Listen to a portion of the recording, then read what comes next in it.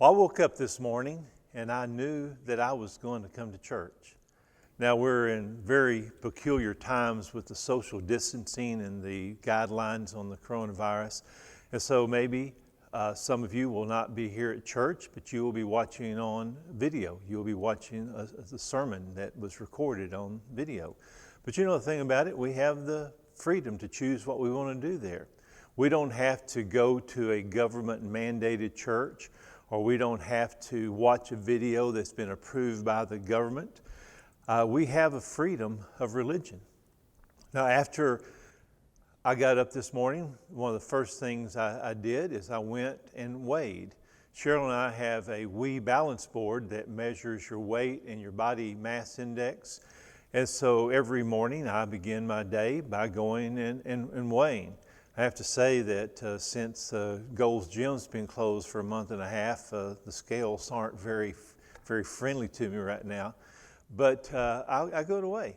Now, Cheryl, she does the weigh, and then she does some yoga and some balance games, and she does some exercise. I don't do any of those exercises, but I could if I want to. If I wanted to exercise, I could.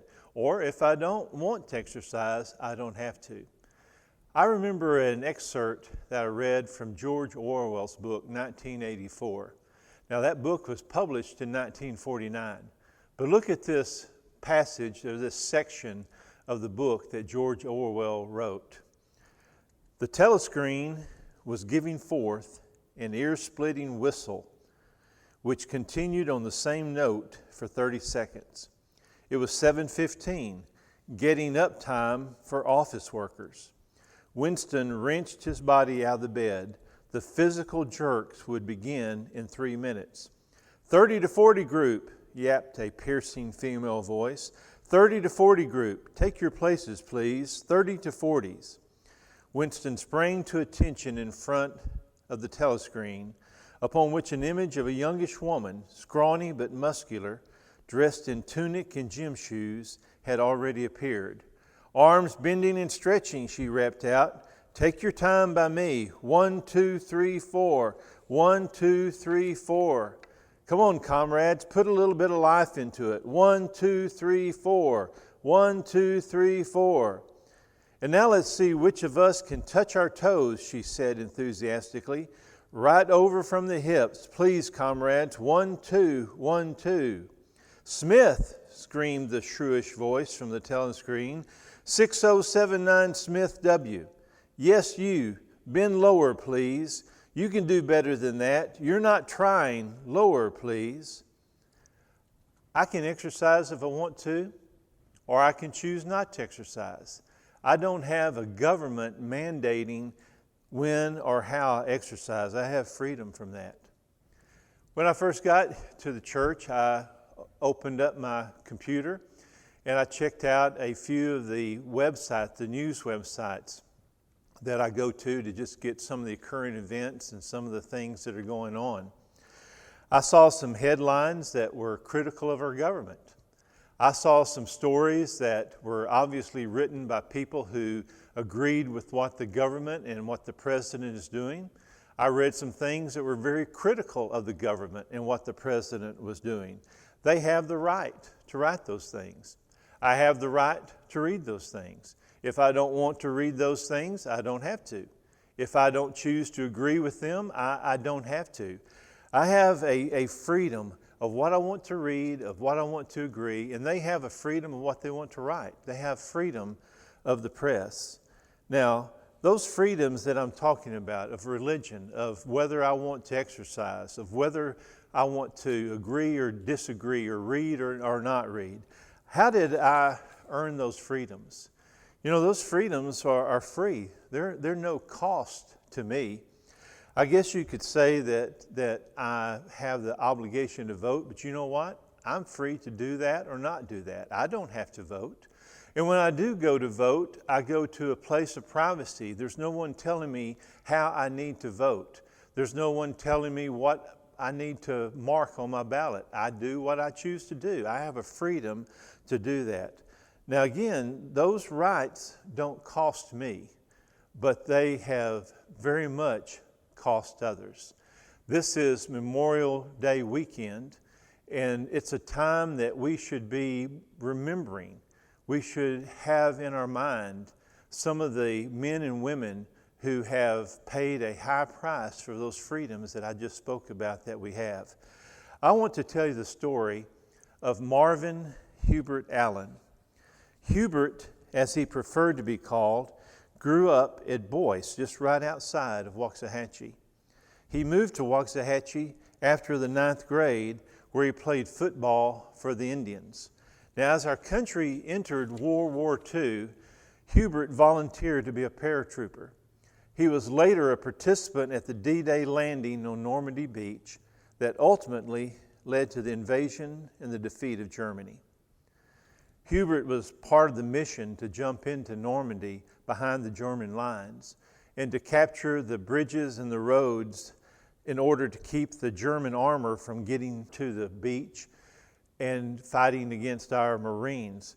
Without much of a stretch, you could say the success of keeping that German armor and keeping those German reinforcements from the beach, that was really a very significant thing. So pretty much everything of the success of landing on the beaches was very tied to the success of Hubert and his fellow soldiers. Well, due to a number of very unfortunate errors and other factors, Hubert's group and much of the United States forces, they missed their drop zone badly. Many landed in flooded marshes. Some drowned in 5 or 6 feet of water because they were so weighed down by their equipment, they were not able to get free to get out of the water in time.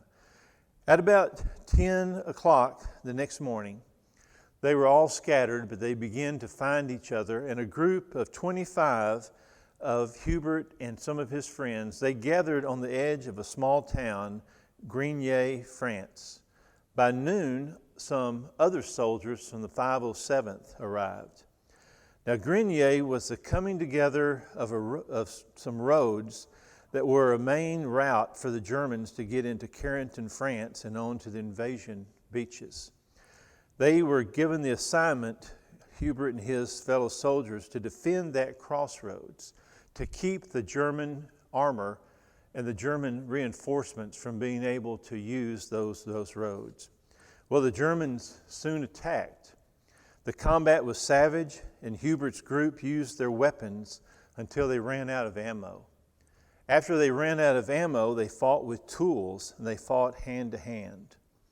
The final German assault came in great numbers, and one by one, each line of defense disintegrated under heavy fire and the overwhelming numbers of the enemy. Marvin Hubert Allen and every member of his group were killed. It was a Sunday, June 11th, 1944. Marvin Hubert Allen was 21 years old. Now, because of the American resistance at Grigny, the German armor did not reach Carrington, France, before it had already been secured by the 101st Airborne.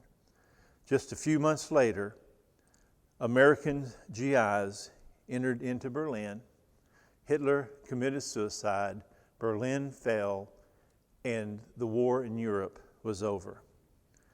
Corporal Marvin Hubert Allen now rests in honor at the Hillcrest Burial Park just west of Waxahachie.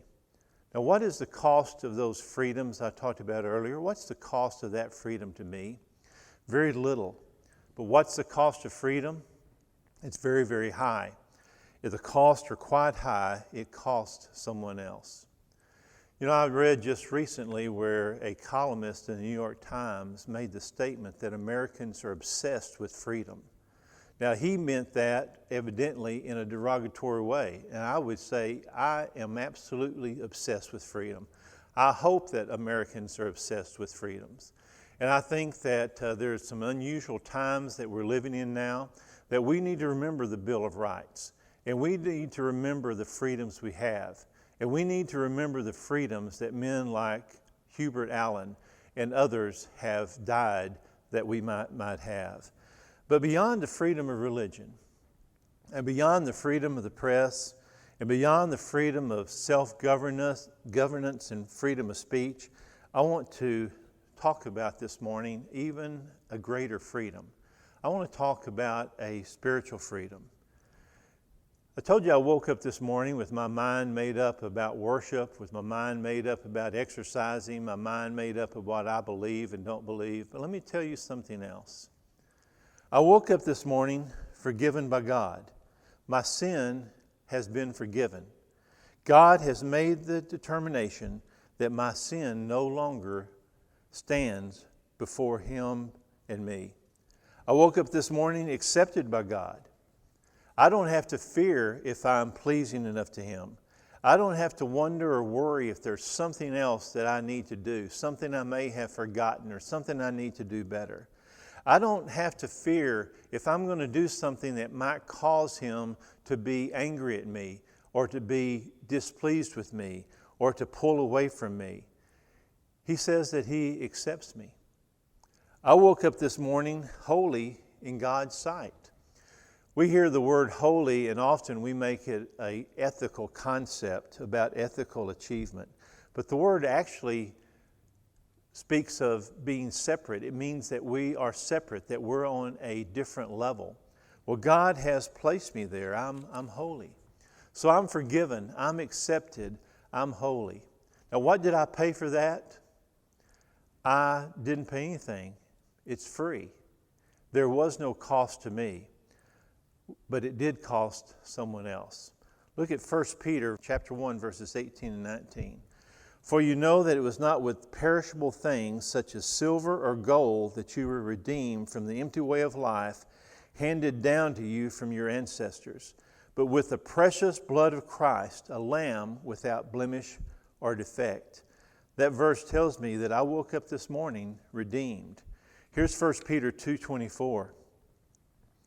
He Himself bore our sins in His body on the cross, so that we might die to sins and live for righteousness. By His wounds you have been healed. I woke up this morning dead to sin and alive to righteousness. I woke up spiritually healed. 1 Peter 3:18. For Christ also suffered for sins, the righteous for the unrighteous, to bring you to God. He was put to death in the body, but made alive in the Spirit. I woke up this morning righteous and alive to God. I woke up this morning having been brought to God. 1 Timothy 2:6, He gave His life to purchase freedom for everyone. Galatians 5:1, it is for freedom that Christ has set us free. Stand firm then, and do not let yourselves be burdened again by a yoke of slavery. I woke up this morning spiritually free. What did it cost me? It cost me nothing. There was no price that I paid. The price was paid for me. Now, not everyone understands and is comfortable with this idea of spiritual freedom.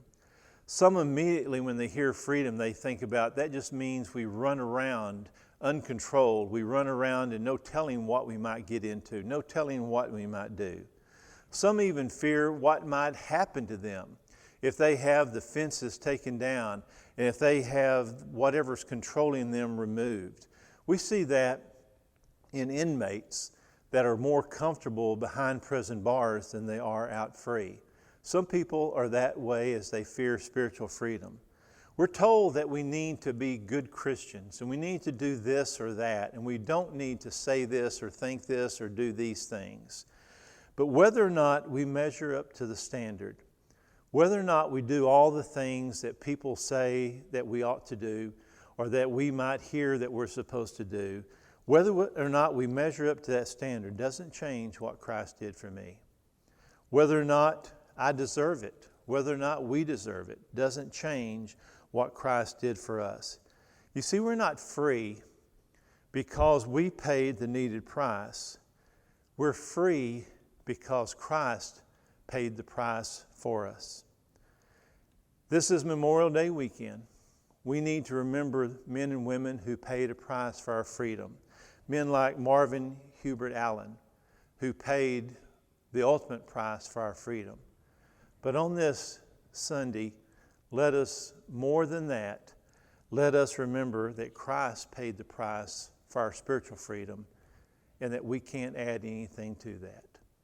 I hope that this day will cause you to remember and cause you to think about and cause you to have a great appreciation for the men and women who served in the armed forces, and especially the men and women who gave their life.